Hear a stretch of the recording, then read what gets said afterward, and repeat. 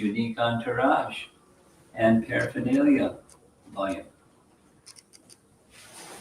His special kindness, or the special ways he plays with his devotees. But, as indicated by the prefix tat, suffix tat, as if Gopakumar's disappointment was only apparent. There is never any real discouragement in Vaikuntha. 110. But then I would see Lord Vaikuntanath, the most exalted knower of everything, as the darling son of Nanda Maharaj. Is that the same? Yeah, the mixer's not working, so I'm going to call us here. Okay. And see Lakshmi and Dhara as Radhika and Chandravali. And see the Lord's personal attendants as the young boys of Braja. Commentary. As soon as Gopakumar's mind would begin to complain, his vision would change.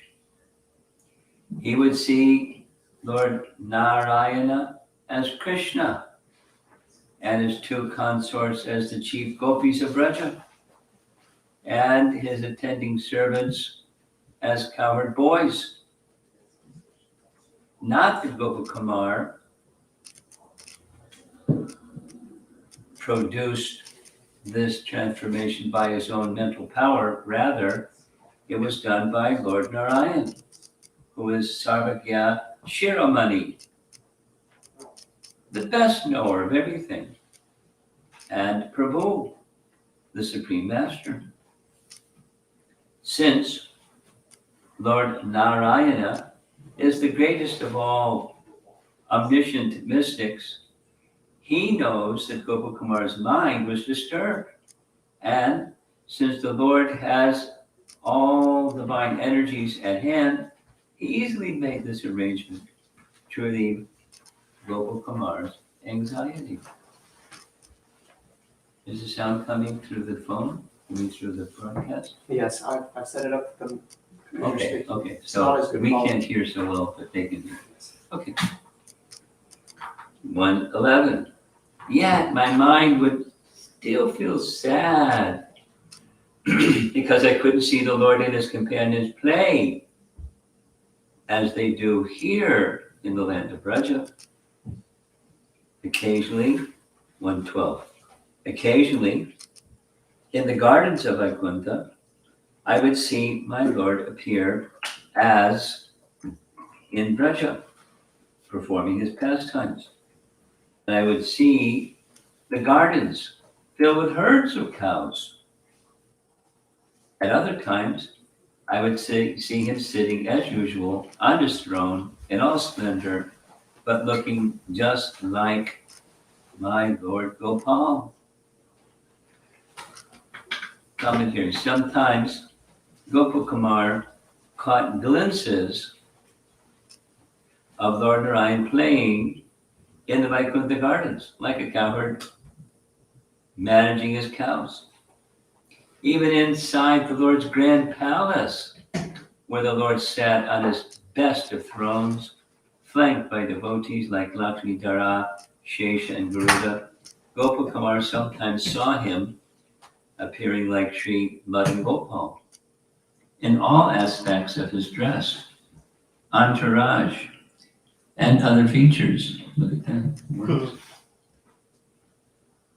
Who knows? Who said? Text 113. Even so, because I knew he was the Supreme Personality of Godhead, and because I remembered that I had come to Vaikuntha Loka, feelings of respect and reverence would arise in me, and these would block my pure love. and leave my mind dissatisfied. Wow. Ah. Ooh. Commentary. Seeing Lord Narayana as Madan Gopal pushed aside Gopakumar's awareness that the Lord was the almighty controller of everything. But then Gopakumar would remember that he was in Vaikuntha, where awe and reverence for the Lord predominate. Affected by the mood of Braja, Vaikuntha, Gopakumar was unable to feel the same free flow of prema as before. 114. The special favors I had received from Gopal Dev in my meditation, his embraces, his kisses, the mercy I had directly obtained, oh, these I couldn't have here, though they are what I desired, so I felt afflicted. Commentary. Gopakumar expected the object of his devotion to reciprocate with affectionate embraces, kisses, and intimate, humorous talks. But these were not forthcoming from Lord Narayana. 115. Sometimes the Lord would secretly go somewhere with a few of his intimate associates. Then everyone else who had been near him would lament, unable to see their master. Commentary. Couldn't Gopal feel assured that by the magical influence of life in Vaikuntha, even his hope for reciprocation might eventually be fulfilled? Perhaps, but he had other reasons to feel unhappy. 116. When I would ask what the Lord was doing on those outings, everyone would keep the facts from me like privileged secrets. No one would disclose anything clearly. Commentary. Despite his earnest inquiries, no one told Gopal Kumar where Lord Narayan had gone or why. Anyone who knew was unwilling to disclose the subject openly because making public news of the private pastimes of the Supreme Lord could disrupt the reverential mood of Vaikuntha. 117. Then, at the very moment I inquired, the Lord of the universe would reappear before us, putting our distress to an end and expanding our joy to an ocean.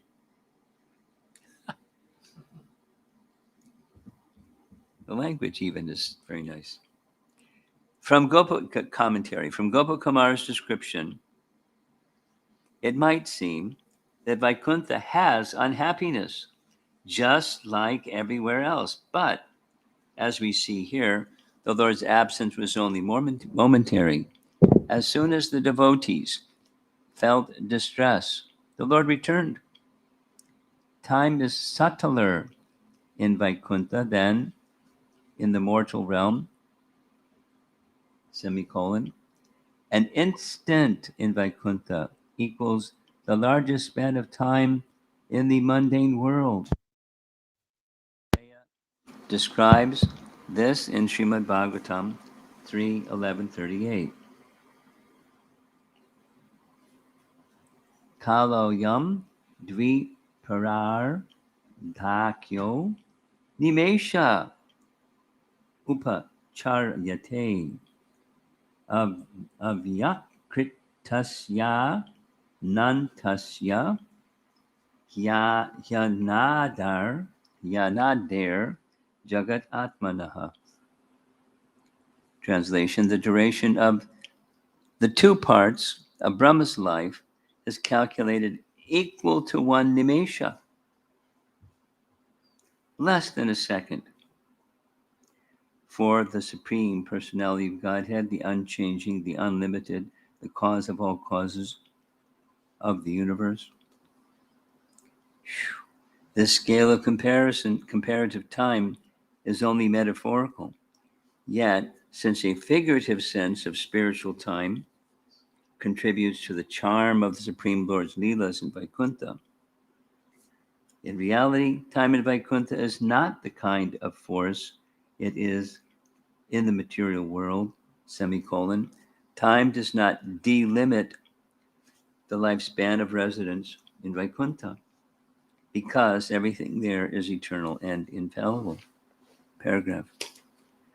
Lord Narayana's return from his excursions relieved his devotees from their anxiety and expanded the ocean of their ecstasy, just as the moonrise expands the ecstasy of poets. Nice. 118. Whenever my mind by its own nature would become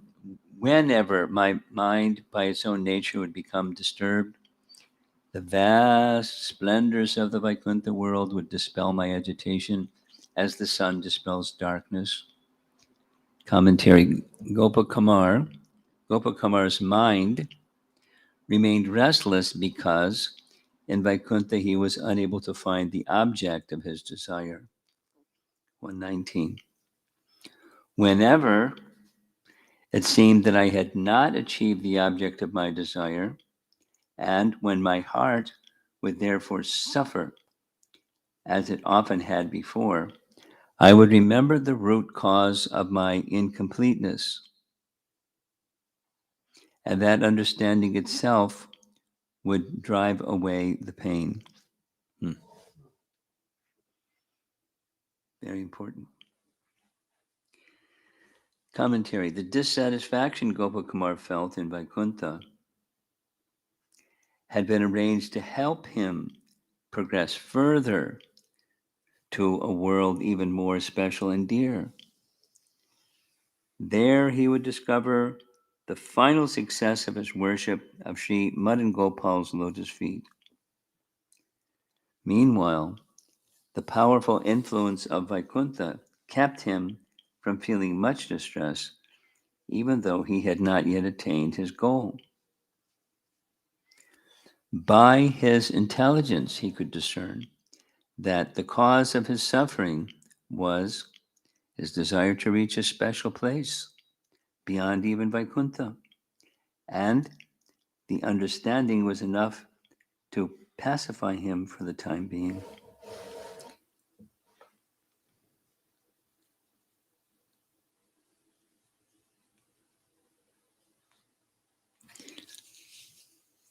The cause of his distress was not attaining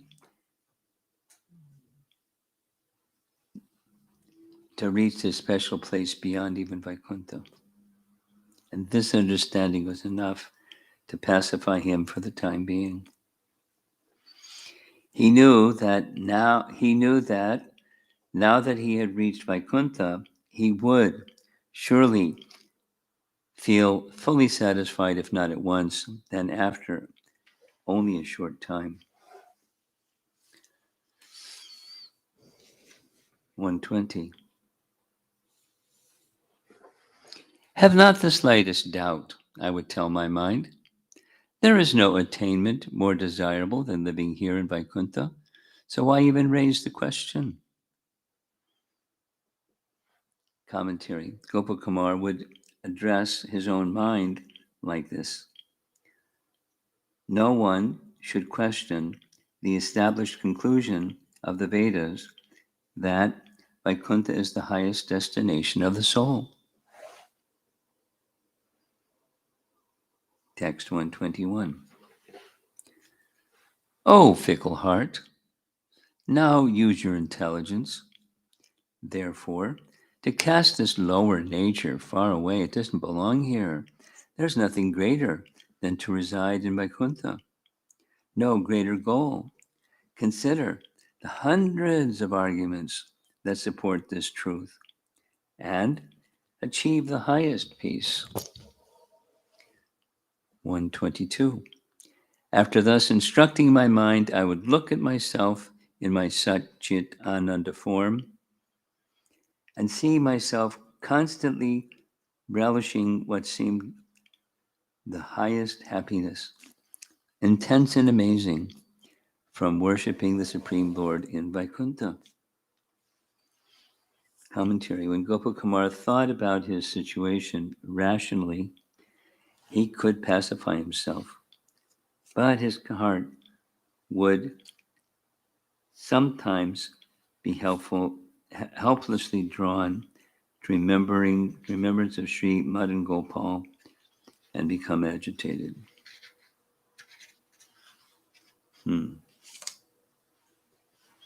Thus, I resided in Vaikuntha, sometimes joyful and sometimes disturbed. Then one day, Narada found me in a secluded place. The crushed jewel of merciful persons, the Lord's dearmost devotee, is an ocean of the tastes of the Lord's devotional service. He delighted me by blessing me and touching my head with his hand, which held its friend, the Veena. And then he spoke to me. The great Master Narada said, "My dear cowherd boy, you have received the mercy of the divine Lord of Vaikuntha. Yet, from signs like the paleness of your face, you appear depressed, like someone suffering misfortune."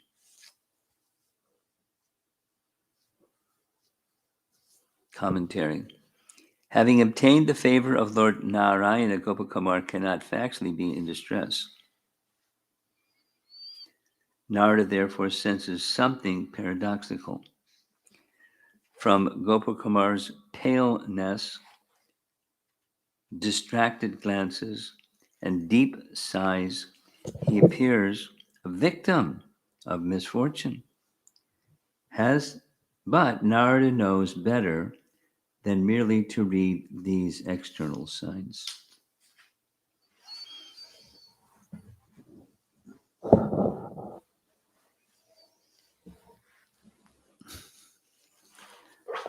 "116. Please tell me, what scope could there be for pain and sorrow here? I'm most curious, because here I have never seen anyone in such a state." Commentary. Gopakumar could simply say that he looks as he does because he is unhappy, but then Narada would have to ask him to explain, since pain and sorrow have never before shown themselves in Vaikuntha. Sri Gopakumar said,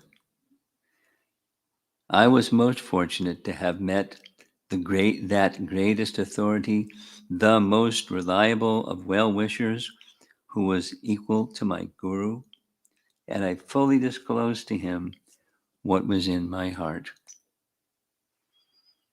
Commentary. For Gopakumar, Narada was not only Parama Apta, the most authoritative source of knowledge, but also Suhrit Shrestha, the best possible friend. These two qualifications made him as good as Gopakumar's Diksha Guru. Thus, Gopakumar was not at all hesitant to share with Narada everything he was feeling. 128.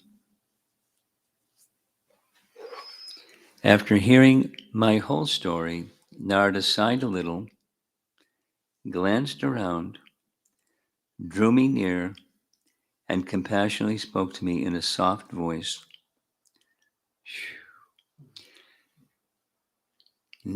Commentary. Narada could understand Gopakumar's dissatisfaction because Narada felt the same way. Narada thought himself unfortunate to be unable to achieve the special world above Vaikuntha. Being reminded of this by Gopakumar made him sad. But to avoid further upsetting Gopakumar, he hid his own distress. After looking all around to make sure they were alone, he pulled Gopakumar to his side to tell him something confidential. Narada felt especially compassionate, semicolon. In fact, he was fully absorbed in the ecstatic rasa called karuna. Fully absorbed. Sri Narada said, 129. By a chain of logical reasoning, you have concluded that nothing is higher to achieve than this abode, and you are certainly correct. The truth cannot be other than this. Even so, you desire to see with your own eyes your worshipable Lord's pleasure pastimes that appear to you in meditation. You want to see those pastimes here in Vaikuntha and in full detail. Commentary. While practicing meditation on his mantra, Gopakumar would see in his mind Lord Madan Gopal and his unique pastimes.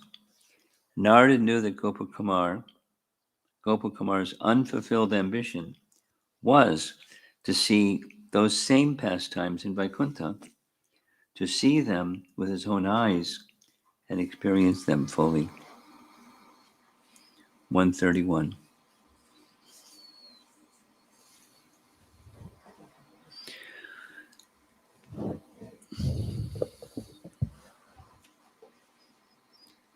Those pastimes, this is text 131, those pastimes give even the Lord himself the greatest pleasure.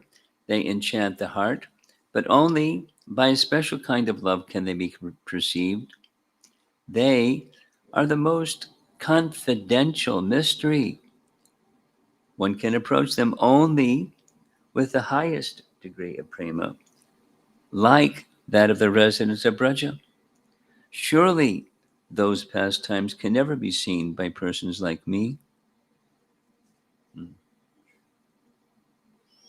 Commentary. In contrast to the various speculative opinions of the Vaikuntha devotees about the status of the Lord's pastimes in Gokula, Narada reveals to Gopakumar the conclusive truth about this spiritual abode.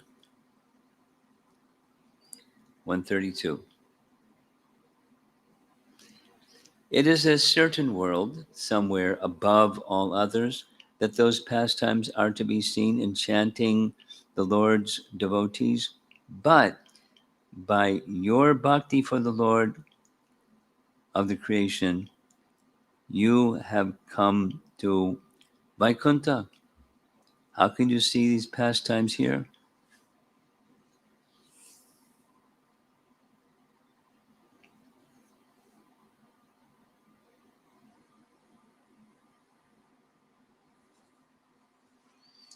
Commentary. Gopakumar, his interest aroused, wants to know where he can see the supreme pastimes of the Lord. Narada answers that those pastimes are going on in a particular place above every other material and spiritual world.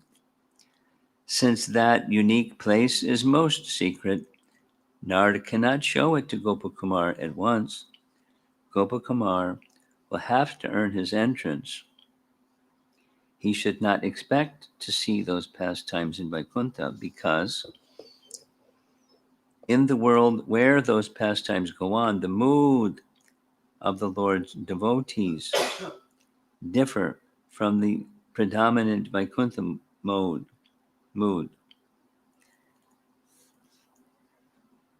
of awe and reverence. In that higher world, the most intimate friendship with the personality of God prevails. A devotee can attain that world only by knowing the Supreme Lord in loving friendship. 133.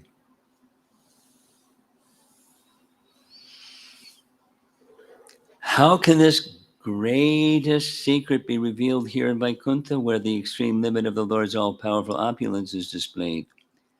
Commentary.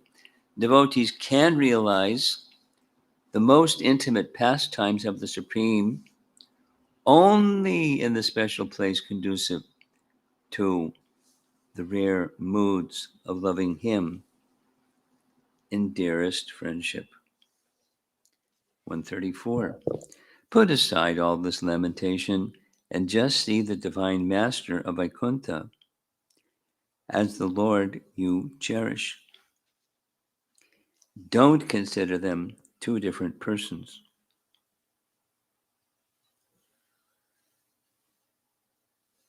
So the Lord of Vaikuntha and the Madan Gopal are not two different persons. Commentary. Gopakumar will have his mind pacified if he simply understands that Lord Narayana is his own Madan Gopal. 135. Then, even here, your heart will be flooded with supreme happiness, unlimited and ever increasing. Commentary. The joy Gopakumar will feel from understanding that Narayana and Gopal are the same person will satisfy the demands of his heart. That joy will ever increase because new feelings of undiscovered sweetness will dawn at every moment. But Gopakumar might think that the novelty of that newfound joy will wear out. Not at all, Narada says. That joy is absolutely perfect. But if it always increases, doesn't it have a limit? Even if a changing one? No, Narada says. That joy is unlimited. It has no finite measure, semicolon. Its quality grows perpetually. Even in the beginning, when a devotee starts to realize that joy, it appears almost complete in all its respects. Sri Gopakumar said, I then wanted to hear Narada explain from his own mouth certain philosophical conclusions about which I was already thinking. My ears were forcing me to do this. Spontaneous. Commentary. Gopakumar feels relieved by what Narada has said thus far. In text 39 of this chapter, Gopakumar had proposed to explain later to his Brahmin student the reason for the extreme variety of appearances in Vaikuntha. With the help of Narada's instructions, Gopakumar has now done this.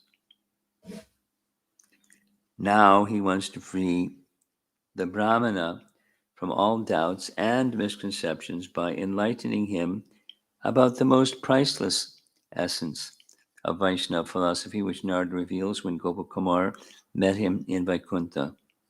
Texts 136, which is this one, through 235,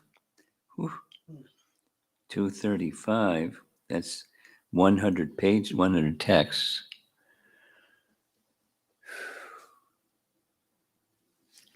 narrate these further teachings.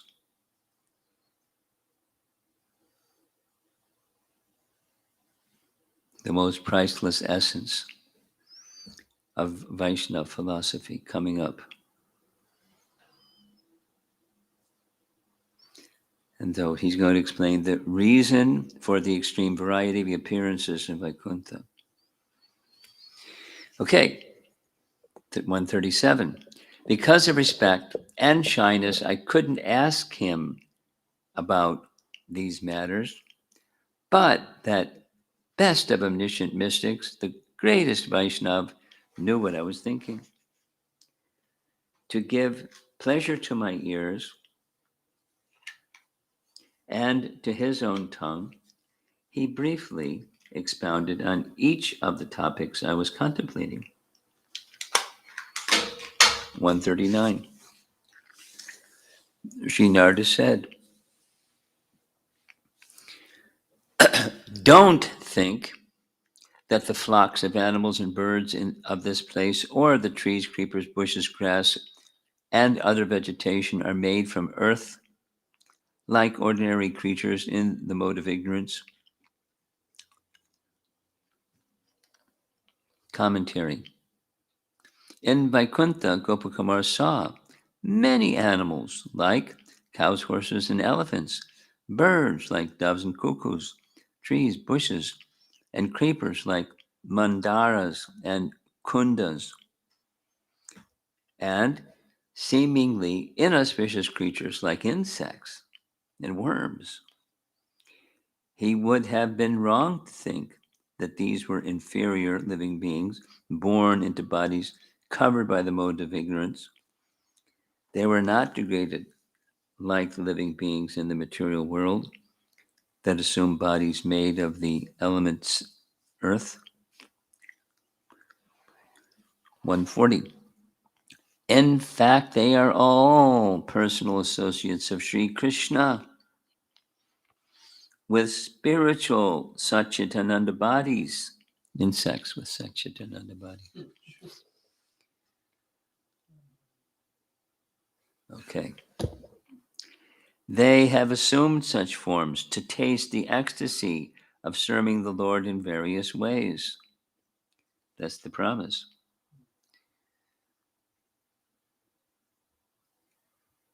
Okay. Commentary.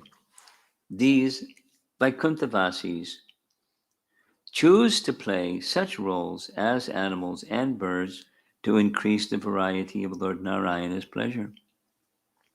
And they also want to share in that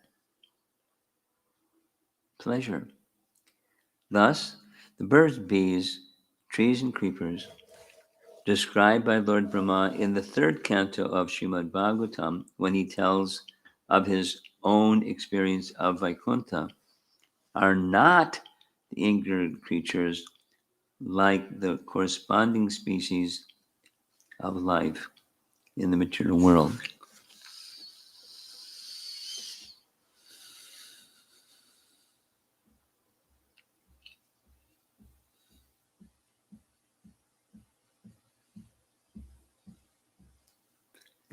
I want to be a worm in Vaikuntha. Huh?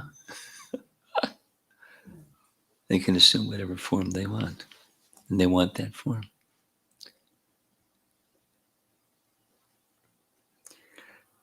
141. They've assumed forms and colors and shapes similar to those of the Lord they have worshipped as most dear. Commentary. This verse indicates that Vaikuntha devotees who appear in non-human forms, such as those of some animal or plant, have worshipped similar forms of Narayana, who, by his expansion, appeared in those same species. Phew. These devotees, each in his own way, have realized the perfection of Sarupya, having attained forms like that look just like those of the Supreme Lord. Mind blowing. 142. Having each attained sameness with a particular form of the Lord, they have gained the opulences of various kinds of bodies as sages, demigods, fish, tortoises, human beings, and mystic seers. 143. Some have become hogs, man-lions, or dwarfs. Some have 3 eyes, 4 arms, or thousands of eyes, like the Mahapurusha. Some have assumed bodies with thousands of faces, or the features of such deities as the sun, the moon, and the gods of air and fire. Some have 4 arms, or 8, or 12, or more, and various kinds of dress, ornaments, symbols, and other attributes. I was thinking about this when Gopakumar was seeing these people coming in. He saw them in all different features, but it didn't give an explanation. But that's because it's over here. Okay. Commentary. Srimad Bhagavatam 2.9.11.12 describes the residents of Vaikuntha as appearing similar to the Supreme Lord and having varied bodily colors. Quote, this is a long purport. The inhabitants of the Vaikuntha planets have a glowing sky bluish complexion. Their eyes resemble lotus flowers. Their dress is of yellowish color, and their bodily features are very attractive. They are just the age of growing youths. They have 4 hands. They are nicely decorated with pearl necklaces, with ornamental medallions, and they all appear effulgent. Some are like coral, diamonds, or white lotus fibers in complexion. On their heads and necks, they have garlands, and they wear shining earrings. Unquote. So that's 2.9, 11, and 12. That's what Brahma saw when the Vaikuntha realm was manifest before him.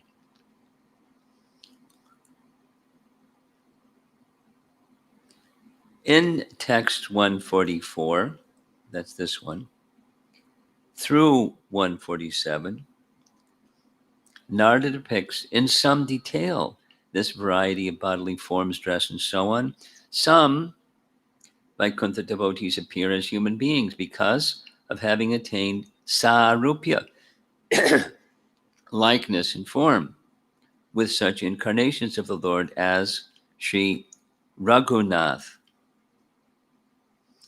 Others appear as munis by sarupya, with sage incarnations like Kapila, or as demigods by sarupya, with Manvantar avatars like Lord Satyasen and Lord Vibhu. Others appear as rishis by sarupya, with incarnations like Sri Parashuram, or as a fish by sarupya, with Lord Matsya, or tortoises with Lord Kurma. Some who worship Shiva or Brahma as a representative of the Supreme appear in bodies with 3 eyes or 4 heads. Some appear like Indra with 1,000 eyes, like Anantashesh with thousands of heads, or like Surya or other demigods. Vedic scriptures like Indra Shrutis, the mantras glorifying Indra, support such worship of demigods as representatives of the Supreme Lord. In the 5th canto of the Bhagavatam, we also find demigods like Surya being worshipped as representatives of the Lord in Plakshadweep. And the other divisions of Bhurloka planetary system. Like, it's really complicated with this Surya thing and worship of Surya. Sometimes they're not worshiping Surya, they're worshiping Surya Narayan. Sometimes they're worshiping Surya. And this is, they're worshiping third option. They're worshiping as a representative of the Lord. Anyway, paragraph. The only means for achieving entrance into Vaikuntha is pure, exclusive love for the lotus feet of the Supreme Lord. Ordinary demigod worshippers are never eligible to become residents of Vaikuntha, but worshippers, this is interesting, worshippers who regard Shiva and other demigods as non-different from Lord Vishnu achieve special Vaishnava perfection, as the Vamana Purana and other scriptures describe. Those devotees join the exalted associates of the Supreme Lord they worship, either on the respective planets of the demigod representatives of the Lord, or, in some cases, on a Vaikuntha planet, where the devotees are endowed with special opulences of those demigods. Sanatana Goswami. Paragraph. The Vaikuntavasis, whose bodies are just like the transcendental body of the Mahapurusha, the first incarnation of Lord Vishnu for material creation, are those who have achieved Sarupya by worshipping him. They have thousands of arms, legs, heads, and other limbs. In text 144, the word Adi and so on occurs twice. The first time it indicates that some devotees in Vaikuntha assume bodies that resemble those of yet other demigods like Yamaraj and Aryama, who are material representatives of various personal powers of the Supreme Lord. The second time, Adi indicates that besides the usual 4 arms, some Vaikuntha devotees have 8 arms, 12 arms, or more. Phew. We'll read two more verses. We'll go through 147 and we'll end. 45, 46 are together. It's long.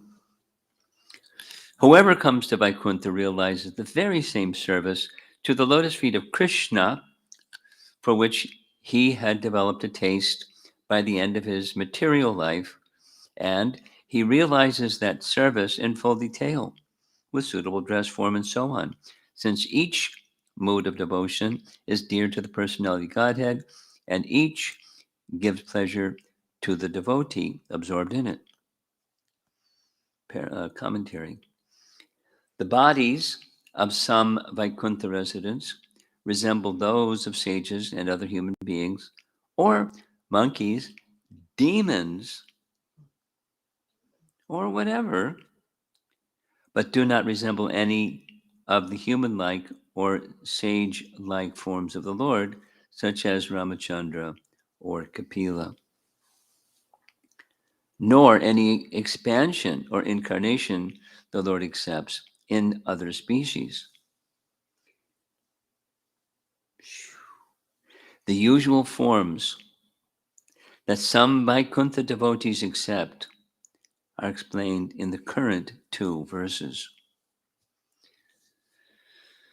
While practicing devotional service in their previous material lives, those devotees neared the perfection of love of God and so began to display symptoms of that perfection. Those devotees varied in their individual moods or rasas and varied accordingly in the forms of the Lord upon which their devotion focused. And when those devotees achieved Vaikuntha, they brought with them their individual rasa. In each case, no matter how unusual the form of devotion was, it gave pleasure to the Supreme Lord because those individual moods pleased the Lord. They were attractive also to the devotees expressing them, who therefore did not want to give them up. When the Supreme Lord so desires, some of his devotees imitate the mundane activities of Indra, Chandra, and other demigods, even in Vaikuntha. After all, everything that exists can be found in Vaikuntha in a purified form. And the last verse for this morning, 147. In Vaikuntha, each devotee sees the Supreme Lord, Sri Narayana, in the form of the particular Lord he worships, with suitable complexion and other qualities. Commentary: Lord Narayana has 4 arms and a dark blue complexion, but because devotees are attached to him in other forms, the Lord's all-powerful personal energies enable devotees to see him in whatever forms they like. Thus, in Vaikuntha, each devotee can cherish the Supreme Lord in his own way. This is really elevated stuff. I don't know how to proceed.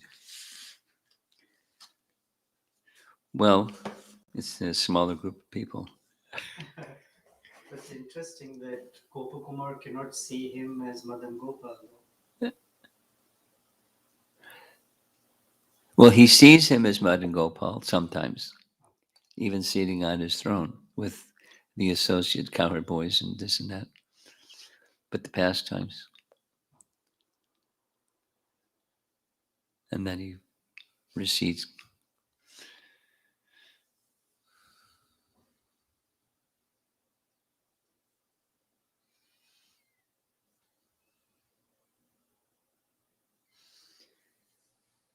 Very mysterious, as they say. Curiouser and curiouser. Right? That's an Alice in Wonderland line. Alice in Wonderland. I read it for school. Yeah. Curiouser and curiouser.